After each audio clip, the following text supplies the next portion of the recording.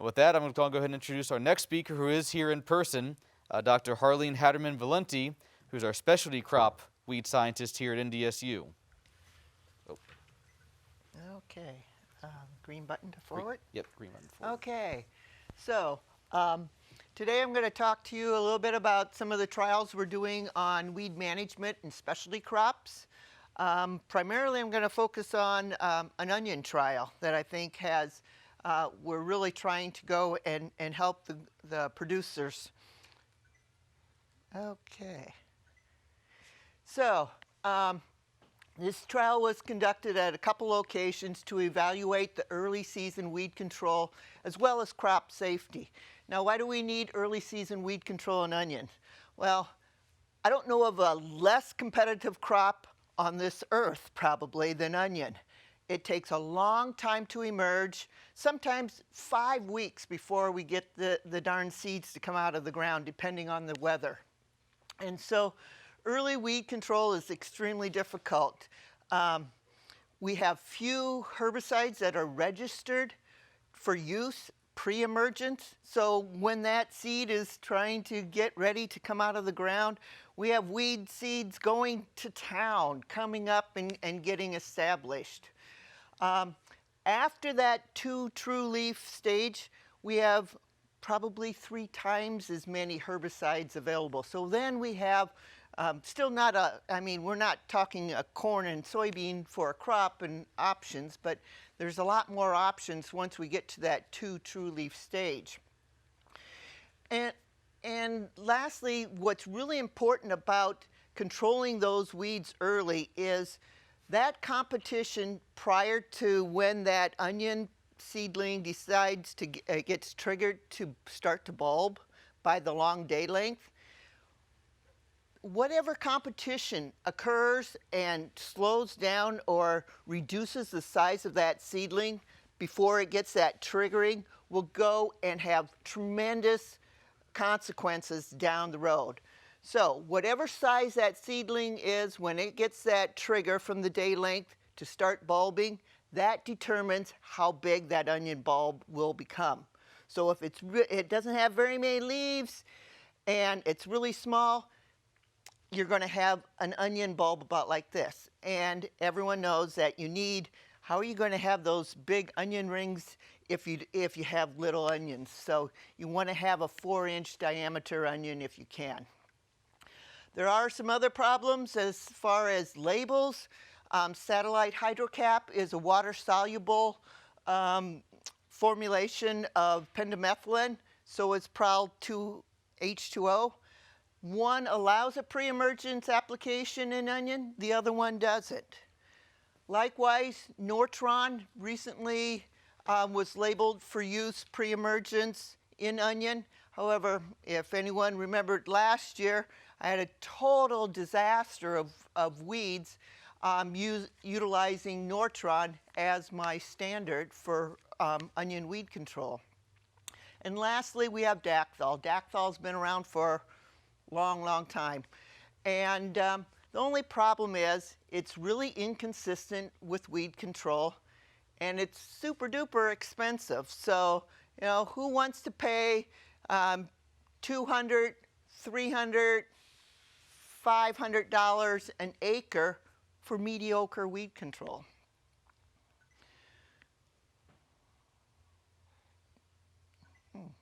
Okay.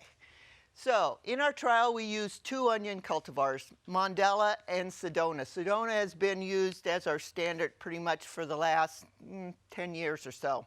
These were seeded May 1st on double-inch rows, 18-inch centers, and the planting population was about 25,000 seeds per acre.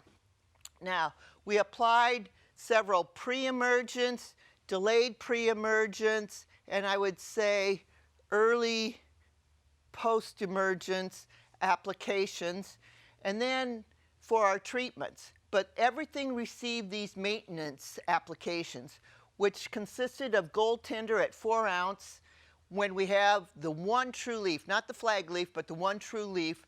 And then we came back with Chateau at that 3 leaf stage. And that's to help us with the residual for the rest of the season. Because again, no canopy, you're not covering up, you have lots of areas for those weeds that germinate later in the season to come in, or germinate throughout the season to come up. So fertilizer and all that was according to extension recommendations. And then we harvested on October 7th and then graded them on the 28th. As far as some of our treatments, here's Dacthal, our standard. 2 days, this was applied 2 days after planting. Now you can see there's a number of weeds coming up, broadleaves, but we also see that there's some volunteer soybeans in there, which we then pulled all of those by hand right before we made that application with our Chateau. Nortron. So I said Nortron was labeled. What we thought we would do was we would try a higher rate. What we didn't realize is that we were going a bit higher than when for what we were calculating. This ended up to be a 3.5x rate. Some of the work that Tom Peters has done with a graduate showed that you could use higher rates of Nortron in sugar beets and in a heavier type, finer type soil and have good results. Well, what you can see here is that, yes, our onions came up, but they're stunted. We have really good weed control, but, you know, it stunted our onion crop. Satellite hydrocap applied 2 days after planting. Again, much larger onions. You can see a few broadleaves, common lamb's quarter, and then, of course, towards the back of the trial, you can see a bunch of volunteered soybeans. And this is Prowl 2H H2O, 21 days after planting, pretty clean. And again, this, you can see there are a few burnt down, or at least lamb's quarter that there's some singeing on. Again, this is after that one true leaf application of goaltender that we applied. So now let's look at our weed control. So we had excellent control of all of our pigweeds throughout the season. The only thing that we really saw that we didn't have good control of was our common lamb's quarter. And so you can see we made these evaluations on May 29th and again June 22nd. And we have our herbicide treatments at the bottom. Dacthal 2 days after planting, great control. Nortron, 3.5x rate, 2 days after planting, excellent control. When we went with that half rate of satellite hydrocap 2 days after planting, we didn't see good control. And it picked up a little bit with that application of goaltender, but again, we didn't get enough. So that's circled. Satellite hydrocap 2 days after planting, full rate. You can see much better weed, common lamb's quarter control, as with the Prowl H2O 10 days after planting, Prowl H2O plus Moxie. So we wanted to use the bromoxynil to see if we could get a little burn down, and then it has a very short residual, so that was applied 10 days after planting. Really good lamb's quarter control there. Prowl H2O plus Roundup at 10 days after planting. Again, very good. Now we come with the Prowl H2O 21 days after planting. You can see by the time we made that Prowl H2O application, we had weeds that were emerging, or at least past the point that pendimethalin could go and control them. So you can see we're down just above 60%. However, we were able to boost that up above 80% with that application of our goaltender. Moxie plus Prowl H2O 10 days and then 21 days after for the H2O. You can see the Moxie helped with that and we got good control. The next one is Roundup plus Prowl H2O 10 days and then 21 days after. Again, we got that boost from that application with goaltender. A half rate again of Nortron, not enough. Full rate of Nortron, 10 days after planting, very much better. Especially when we have that addition, when we made that application of our goaltender. So as far as our yields, what we see with Mondella is that basically the Prowl H2O at 21 days after planting had our highest yield. Now I'm sorry I didn't convert, I thought I caught all of them, but this one I didn't convert back from metrics into English units, so we did grade those. On the bottom, that's 1 to 2 inch diameter onions, then 2 to 3 inch, 3 to 4 inch, and greater than 4 inch. And really, you want to have some greater than 4 inch. Dacthal was the only one that had any greater than 4 inch supercolossal onions. But again, overall yield with Dacthal was less than what we saw with Prowl H2O at 21 days after application.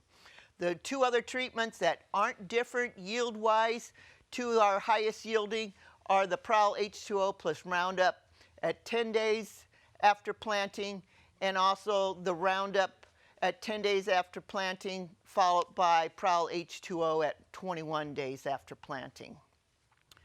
And you can see how the Nortron at that 3.5x really stunted our onions. They didn't disappear, but you have little pearl onions instead of colossal onions. With Sedona, everything did a little bit better. It's a little mixed here as far as results. Again, Prowl H2O was our highest yielding, along with Satellite Hydrocap at 2 days after planting as a pre-emergence. However, those didn't differ from any of the other ones that have A on them. And so the only ones that had a lower yield than those two highest yielding treatments were our Nortron at 3.5x rate, and also the Prowl H2O at 10 days after planting. So what does this tell us? Well, as you can see, when we're talking about weed control, yes, we had good pig weed control, but lamb's quarter can be very devastating. I've seen some trials where we've tried pyroxasulfone, and we just had, a lamb's quarter for us. So, and our onions never got to be more than this size in diameter, which doesn't even pay to go and try to harvest. So we found that applying that half rate, either of the Satellite Hydrocap 2 days after planting or the Nortron Plus Roundup, just gave poor common lamb's quarter control, and it didn't improve enough with that application at that one leaf stage of our goaltender. Sorry, a little brain lapse there. When we applied Prowl H2O at 21 days after planting alone, or after the Roundup at 10 days after planting, initially we had poor lamb's quarter control, but with that application of goaltender, we were able to have acceptable control by that 6/22. As far as onion yield, our greatest yield with Mondella occurred with Prowl H2O that was applied alone at 21 days after planting. However, this wasn't different than the yields from Roundup plus Prowl H2O or Nortron when they were applied 10 days after planting, or when Roundup was applied 10 days after planting, followed by Prowl H2O at 21 days after planting. With Sedona, our greatest yield occurred with Satellite Hydrocap when it was applied 2 days after planting. However, that yield did not differ from the yields of most of the herbicide treatments, except for, again, that Nortron at 3.5x or the Prowl H2O alone at 10 days after planting. So what we want to do with this trial is we want to continue to look at other cultivars. We just looked at 2 here, and to try to show consistency. I think we've seen with onion that one year we can have great crop safety and pretty good weed control, and the next year, same identical trial, and things are flipped upside down. So for an onion grower, we need to have that consistency, and we want to go and build on what we've seen in 2020 to see how that goes. Now to change a little bit on gears, I'm part of a graduate student research project. Every year we help Dr. Susie Thompson evaluate her accessions on whether or not they're sensitive to metribuzin. Metribuzin is the most used broadleaf herbicide in potato. And so with potato, some cultivars are sensitive to metribuzin. So every year we do a screening project. And this year, and for the next couple of years, her graduate student, Hashim, is looking at the prediction of potato loss due to metribuzin sensitivity using high throughput phenotyping. And so in the past, there's Steve Love from Idaho had used a model predicting metribuzin sensitivity on potato cultivars. What we found, and it was a graduate student that Susie and I both supervised, is that the model for the Pacific Northwest doesn't work in the Red River Valley or in North Dakota, period. And so what we've been trying to do is come up with our own model. And what Raji did was he looked at different timings of evaluations to see if we could more accurately predict. Steve Love used heights just before harvest. Well, I don't think taking heights just before harvest is really predicting anything. So we're trying to utilize, how the plant responds to the metribuzin to go and determine whether or not we're going to see a yield loss, utilizing some of those standards that we know are sensitive to metribuzin. So what Hashim is going to do is look at 32 genotypes screened for the response of metribuzin using a high throughput phenotype and comparing that to traditional rating protocols, which we've used in the past.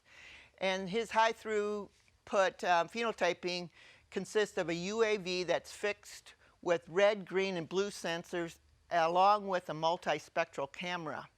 And so with that, he wants to go and compare that to utilizing a portable plant photosynthetic system that will go and utilize the chlorophyll fluorescence to determine plant stress. What we're thinking is our visual eyes to go and tell you, okay, I see 20% injury of metribuzin on the potatoes. And that's transient. With time, they can outgrow it. And depending on the environment, if we have cloudy conditions, it could be more severe or less severe.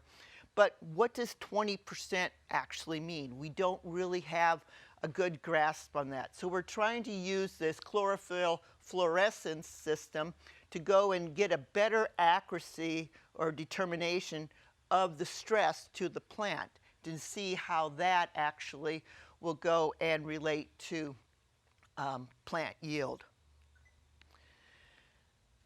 Again, now changing a little bit, I've been part of a project that is looking at herbicide drift to specialty crops. This is in Cassandra Brown from Ohio State University is the main person in charge of this. She received a North Central Research IPM Center grant, and she has already completed a series of fact sheets that were focused primarily on the drift of dicamba and 2,4-D. As very easy to recognize those drift symptoms on broadleaf crops, and a lot of our specialty crops are broadleaf, so that was the easy one. Now we're working at a survey to go and survey all the north central region for crop injury to herbicide drift. And we're just in the final stages. We put the survey, we have the questions all put together. Now we're trying to figure out the best way to send it out to all of our growers in this north central region. So if you're a specialty crop producer, and that does include dry beans, potatoes, onions, a bunch of vegetables, small fruits, hopefully you'll receive our survey and we can get a better idea of some of the drift. Now, with the last, so I have 10 minutes left. Is that 1 minute left? This is going to be fast. Darn. Okay. I got called by my graduate student to go and look at these grapes. There are grapes at our research place. This looks fine. I'm setting this up. So I'm looking at a shelter to the west, and you can see the grass. There's a fence and a bunch of Siberian elms, primarily some box elders, in that shelter to the west. That grape looks fine, but when I start looking around, I see this. Here's a seedling box elder. We struggle with this all the time. The lower leaves are typical. The upper leaves are not. So what's going on here? I looked at some grasses. Here's some barnyard grass, and I think, foxtail. Oh, it is foxtail. And you see a little purpling, so here's some more foxtail. I see some little edges of the grasses, but really grass is not showing much. All of a sudden, I see some of this flaring on the leaf margins of the grapes. That's not good. I see cupping. This is bluebell, I can tell from the underside of that leaf. That's not typical. I look at this cordon. This should be full of vegetation. This is towards the end of July. There's hardly anything. Everything's all stunted, and then you can see where there's nodes, they can't be growing. What the heck's going on here? Here, this looks a little bit more, the clusters at least are there, but they're brown instead of green berries for the grapes. And again, you see some cupping. Frontenac cluster, some shelling. Now all my nodes have broken and I have these little small leaves coming out where nodes shouldn't have been breaking. Close-up of, we were training a new trunk. All of those buds should have stayed that way, but now they're just keep on trying to shoot out new shoots. That's not good. Here's a close-up of that bud. Here's a close-up of my grapes. All that russeting, splitting of seeds. I don't think anyone wants to eat that. Exposing those seeds. And so you can see that tree line, and I think everyone could probably say, okay, at first you probably thought maybe dicamba, maybe 2,4-D, but what it ends up to be is glyphosate. And the farmer on the other side of the trees sprayed his soybeans. Now what kind of injury we're going to end up with, we didn't get any crop out of 4 rows there, but I don't know what's going to happen this year. Are the plants even going to survive the winter? So you might think, oh, there's a tree line, no problem. But that came right through that tree line. Trees are showing evidence of injury too, but it really nailed those grapes. And so one has to really be careful when you're making those applications for any kind of injury, off-target movement. So a little bit over, sorry. That's okay.